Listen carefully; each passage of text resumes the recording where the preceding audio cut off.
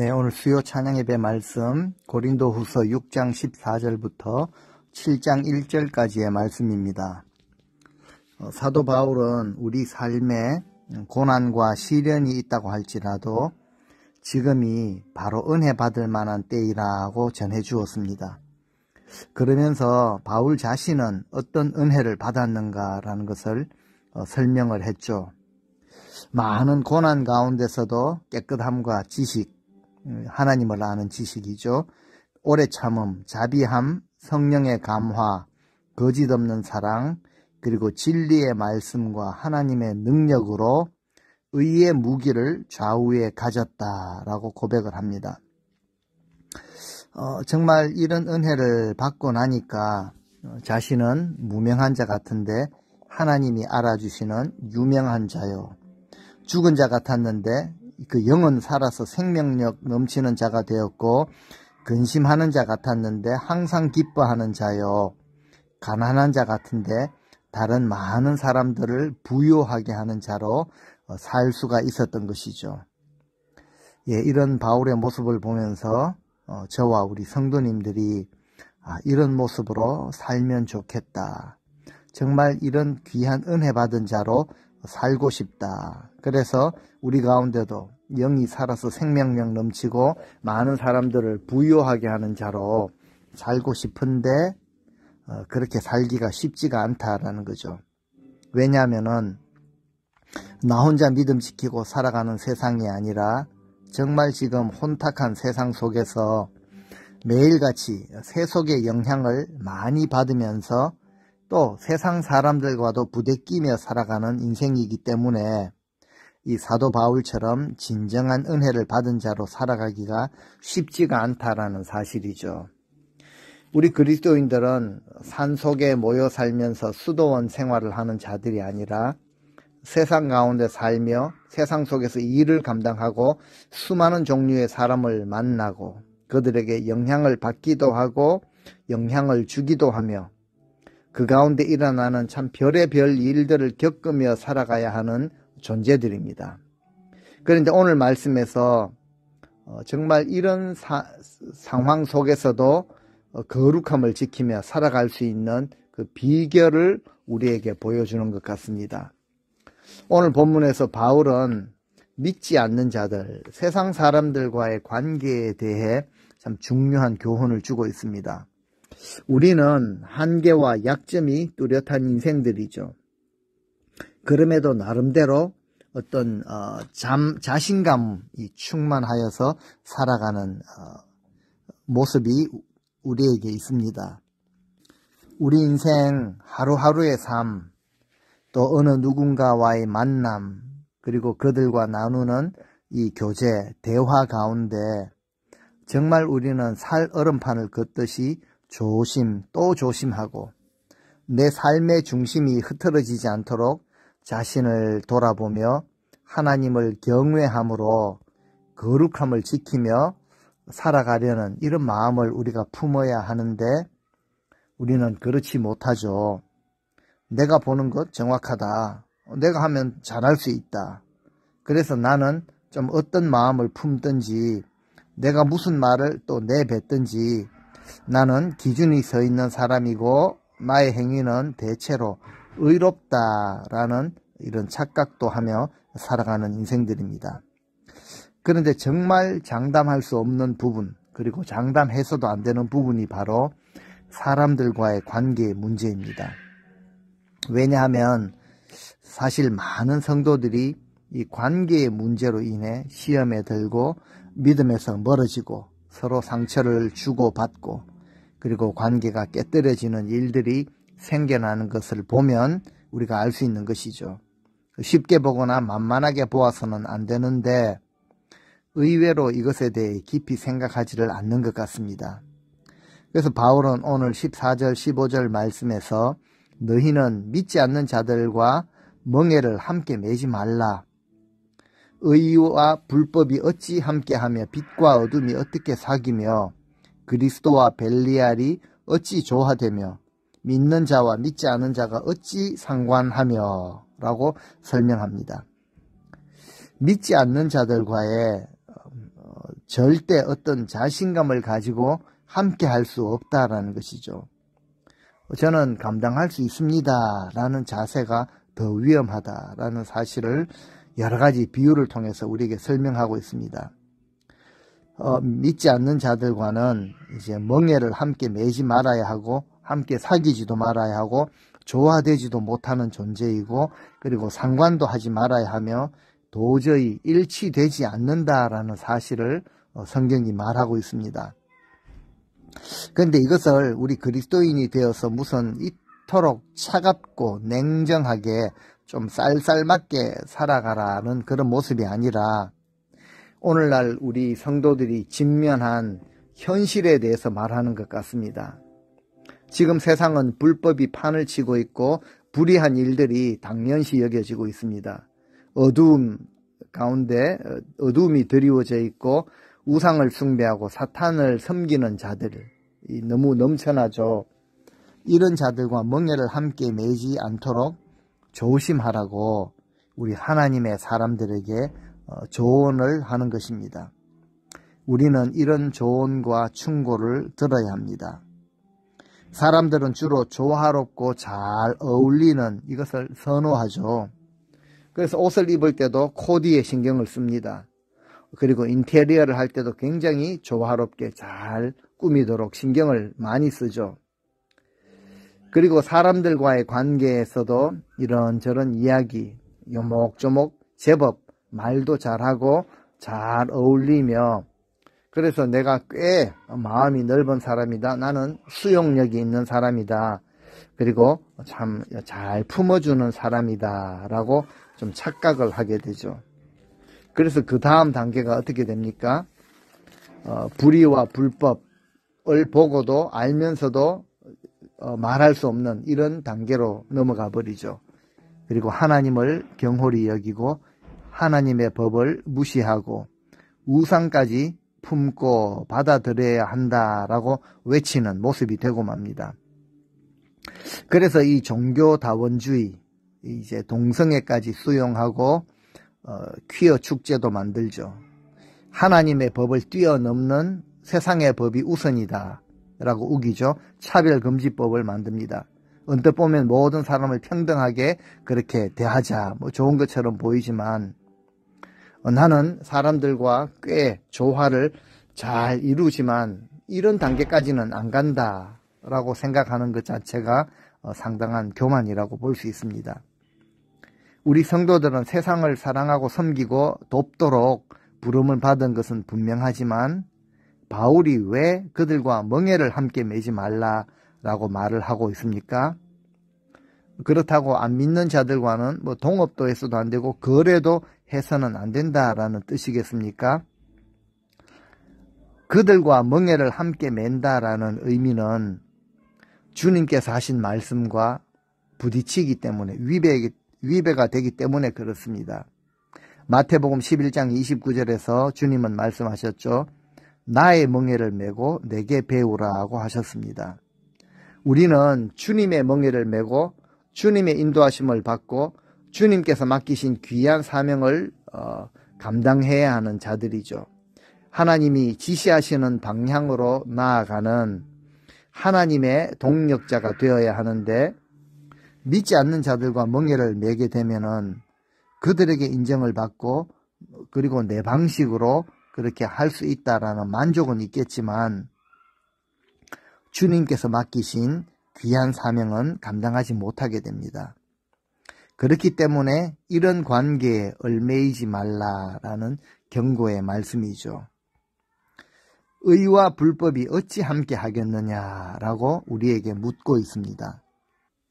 의와 불법, 빛과 어둠, 그리스도와 벨리알, 너무나 대조가 되는 그런 존재들이죠. 이런 것 우리가 함께 하지만 의와 불법, 빛과 어둠 함께 하지만 나는 조화를 이룰 수 있는 그런 성격의 사람이고 그리고 나는 나에게 맡기신 일도 이 정도면은 열심히 잘 감당하는 편이지. 그리고 살다 보면 문제가 생기기도 하는데 이런 문제들은 좋은 의도를 가지고 열심히 하려는 나 말고 다른 사람들 문제였다. 이렇게 생각하는 것은 정말 교만 중에 교만입니다. 그렇다고 우리가 그리스도인들이 세상과 대결을 하는 대결 구조로 가자라는 뜻도 전혀 아니죠. 그런데 사람들은 흑백 논리로 따지기를 좋아합니다. 이거 좋은 의도를 가지고 열심히 하려고 하는 나하고 지금 싸우자는 이야기 아닙니까? 라고 단정 지어버리죠. 그렇지 않습니다. 정말 조심해서 우리는 우리의 부르심을 잘 분별할 줄 알아야 합니다. 우리는 판단하는 자가 아니라 우리의 일이 주님께서 주신 목적과 그 뜻을, 하나님의 뜻을 이루고 있는지 정말 분별할 수 있는 자들로 우리가 부르심을 받았습니다. 우리는 우리의 믿음에서 조금이라도 멀어지게 하는 그런 행동을 하라고 이렇게 부추기는, 강요하는 사람들과 함께 어울리는 것을 피하기 위해서 정말 최선을 다해야 합니다. 그래도 함께 하려는 이런 모습, 마치 16절에 이렇게 말씀하시죠. 하나님의 성전과 우상이 또 어찌 일치가 되겠는가 라고 말하고 있습니다. 이렇게까지 말씀을 하시죠.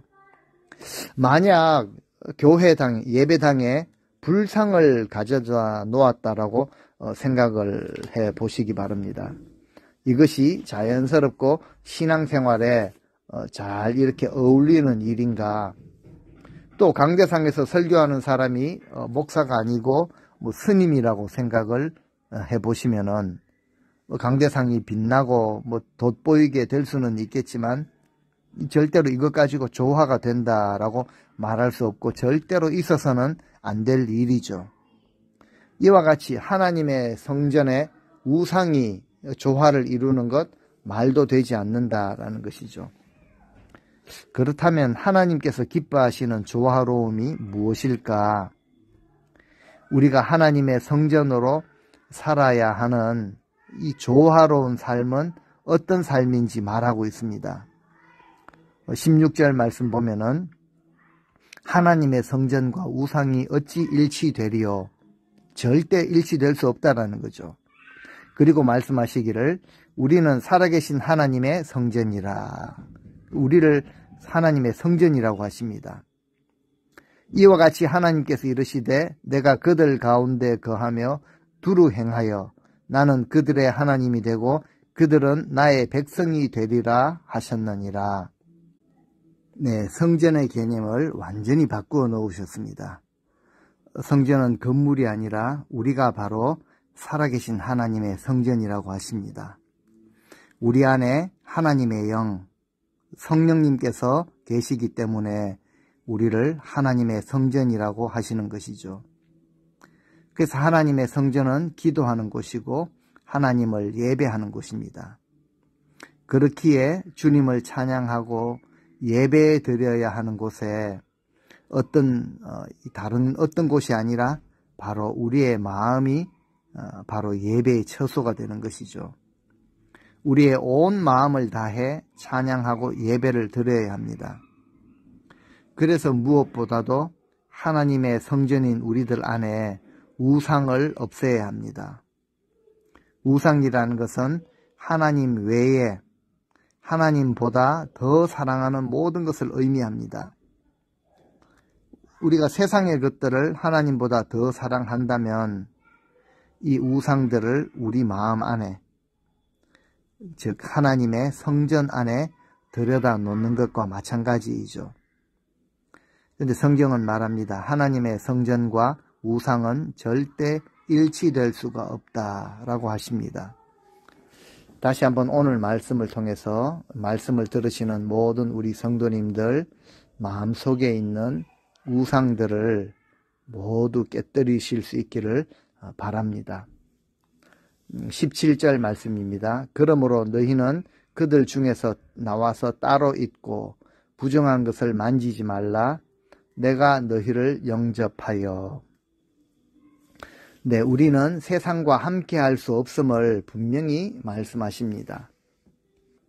비록 세상 가운데 살아가지만 그들 중에서 나와 따로 있는 존재, 분리되었다라기보다는 구별된 존재라는 의미이죠.